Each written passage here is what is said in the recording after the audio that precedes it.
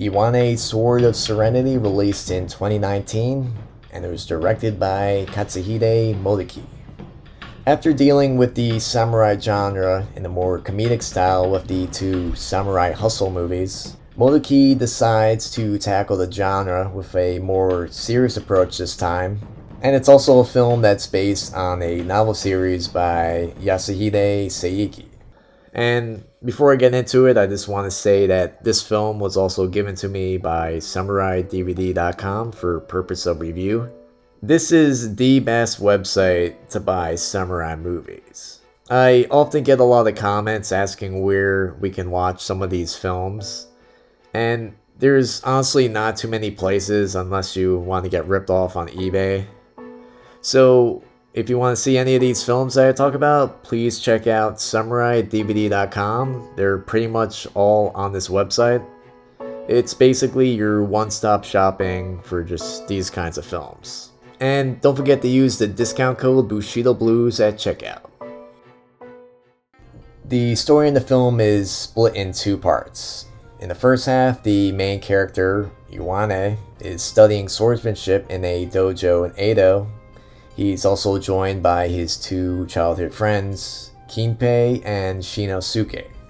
Kinpei has two sisters, Mao, who is married to Shinosuke, and Naao, who will marry Iwane. They're both engaged. But when they return to their hometown, chaos strikes almost immediately. Shinosuke's uncle shares a rumor with him that his wife is having an affair. Enraged by this, Shinosuke ends up killing her, and he does this that very night.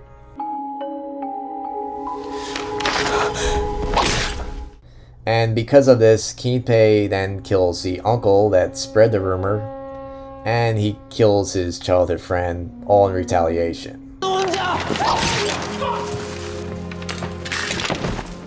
And afterwards, he also goes on a rampage, killing anyone that dares to arrest him. Iwane, the main character, is then ordered by the local lord to kill his friend, and here we get a pretty well choreographed one-on-one duel.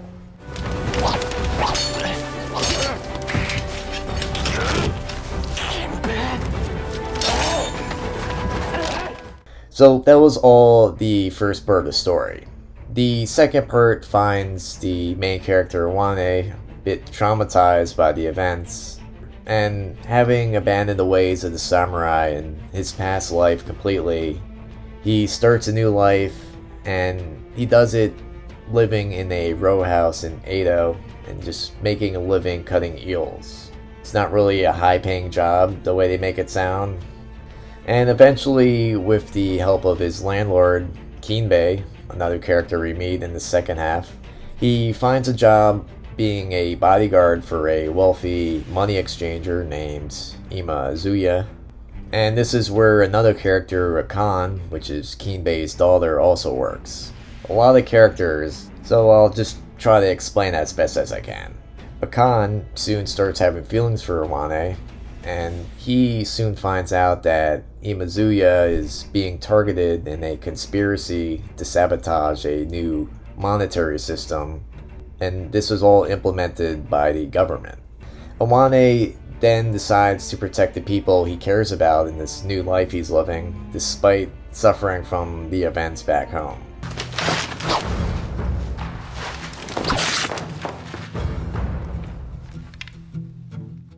As you could tell with me just reading you the summary of it, it feels like two different stories. The first half is more like a classic samurai story, and it sort of involves some interesting love stories and friendships. And of course, betrayals too. The second half involves a pretty confusing storyline, and it mainly has to do with banking and counterfeit money, which I'll say though it's definitely unique because you don't really see this in many of these kind of films. But I will say it kind of failed to catch my attention. I didn't really think it was that interesting. I kind of just prefer the, classic betrayal, friendship kind of stuff. It's like, what are we doing here, Are we watching a samurai film or a movie about inflation? 小判1枚を何両12枚と変えて今津屋さんに持っていけばまた小判がもらえた上に何両4枚丸儲けってわけかい。でその小判 The two storylines also, I felt like they didn't really mesh well together. Might be my opinion. I mean, I've heard other people say they really like this story about banking and counterfeit money. So I'll just leave that up to you. But I will say that the ending was very powerful and did a really great job at just tying in the two parts together. So having a good ending definitely does affect the movie positively. And like I said before, the first half is excellent, so there's that. At the same time, and particularly the first part of this film, does have a rather harsh comment about the concept of Bushido. And it sort of presents the code of the samurai as unrealistic and just showing some of its flaws. This also does reflect on the dramatic finale of the film, and without spoiling the ending, it does tie into that. The production value of the film is definitely on the high level. He uses colors to symbolize different things. He uses orange in the first half and brown in the second half, and this fits the narrative pretty perfectly. And just the director himself has done a very competent job in the cinematography department with this film. And this goes for both the action and also in the more calmer scenes. He does it very well. The overall visual approach does linger towards a more realistic side, which I like, and it does all this without looking over the top or fake. This aspect also extends to the excellently choreographed fights, which I enjoyed a lot, and this also just highlights the impressive job done in the editing department. The pace of the film is quick. It does a lot of cuts, allowing the story to unfold in an overall entertaining fashion. I also like the main actor in this, Tori Matsuzaka. He seems to be growing in popularity a lot lately. He's been in a lot of films. And I'll say he is quite good in this role. He's plays both a noble but struggling samurai, and this part seems to be made for him in particular in terms of both acting abilities and just his looks. For the rest of the roles, it's also done very well, especially the character of Akan. And Akira Imoto, who plays the main villain in this, really does make a truly despicable villain. So, Sword of Serenity is a rather entertaining samurai movie. It does manage to stand out a lot from the many other samurai films in this genre, and that sort of says a lot. It overcomes being generic, and it does this with its second half, which I wasn't really a fan of, but it is unique.